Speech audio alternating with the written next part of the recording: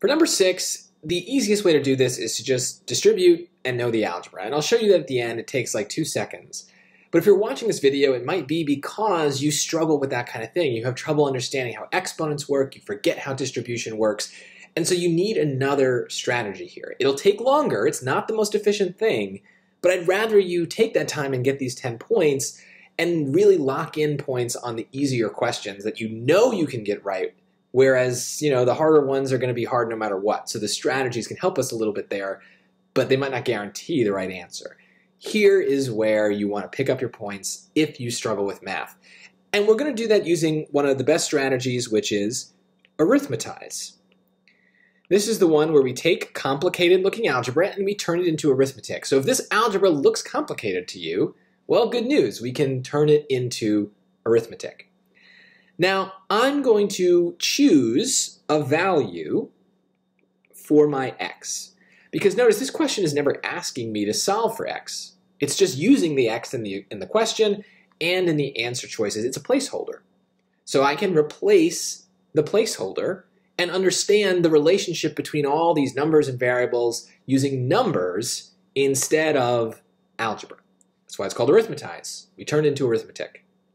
So how does it work? Well, we're going to take this equation, this expression that we're given, and we're going to put 2 in place of all those x's. We got to be careful here with our parentheses and PEMDAS, so it's important to show your work, but it's going to turn this into 2 times 2 times 2 squared minus 3 times 2, all in a big set of parentheses. So notice, all the x's just became 2's. That was the whole strategy. And now we use PEMDAS to simplify. So 2 times 2 out here is 4. 2 squared is 4, and 3 times 2 is 6. So this is really 4 times negative 2, which is negative 8. But obviously that's not an answer choice, because all the answer choices have x's. So what do? Well, we used 2 in place of x in all of our in our question.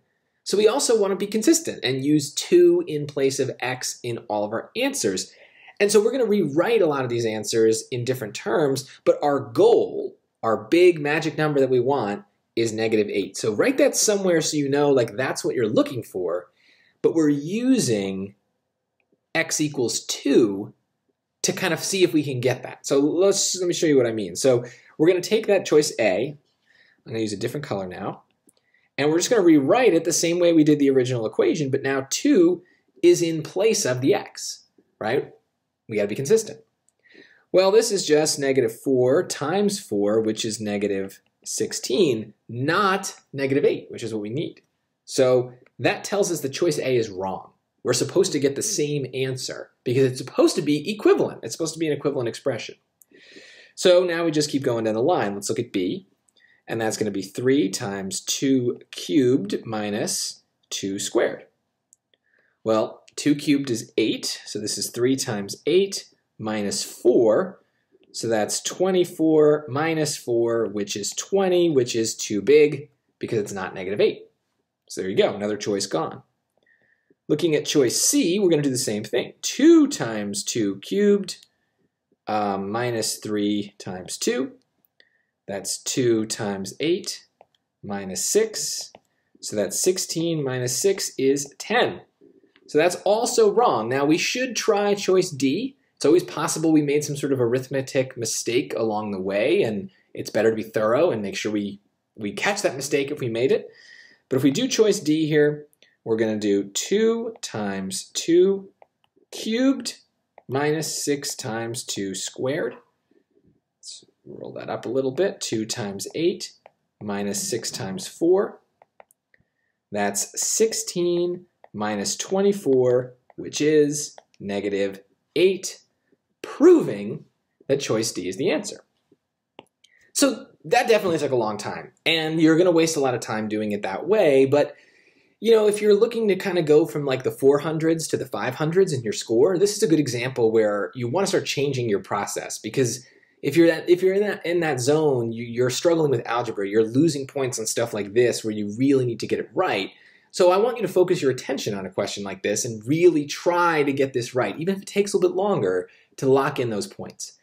Ideally, you will continue to practice and get better at algebra so that you can see, let me do it here, that this is really just an algebra question, where if we take 2x times x squared minus 3x, we just end up distributing the 2x to both parts.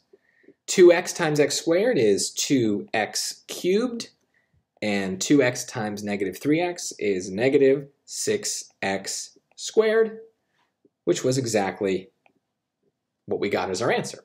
So obviously that's much better, but start to make those kinds of decisions. If you got this wrong, you really need to start thinking about how you're going to answer things. Just because you can do the algebra and it's a little bit faster doesn't mean you're going to get it right. So if you have a habit of getting algebra stuff wrong, I want you to start using strategies like arithmetize to try to add those points back in. Long term, if you can do it algebra-wise, great, but I'd rather you get the points one way or another. So start using the strategies.